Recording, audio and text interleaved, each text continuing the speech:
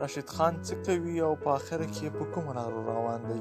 ګلونو دوستانو د ویډیو تر اخره وګورئ، تاسو ګورئ ټیکنیکل عرفان او د ویډیو تر اخره پورې به انشاءالله تر تاسو مهم او اهم معلومات در ورسوو. راشد خان په نړیوال جام کې داسې څه وکړل چې خپل ټول نړیوال ریکارډونه یې مات کړل.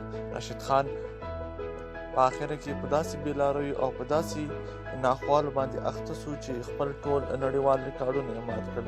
په لومړي سر کې راشد خان د بیټینګ د الراونډر او بالینګ په حیث لومړی مقام درلود. په دوهم سر کې شکیب الحسن او بې هغه څخه وروسته نور لوبغاړي وو. تاسو ګورئ ټیکنیکل عرفان او زموږ ویډیو تر اخره وګورئ ګلونو دوستانو او انشاءالله اهم معلومات به درکړو. راشد خان هغه څوک دی چې په لومړي سر کې نړیوال حیران کړي وو. مبصرین، تبصره کوونکي او آی سی سی ټول په راشد خان باندې بحث کوو. راشد خان هغه څوک و چې د نړیواله توجه یې ځان ته راړولې وه. د لیګونو د مختلفو ټورنمنټونو توجه یې ځان ته راړولې وه. راشد خان په لومړي سر کې ډېر خاکساره، خوش اخلاقه او داسې بې کبره انسان و.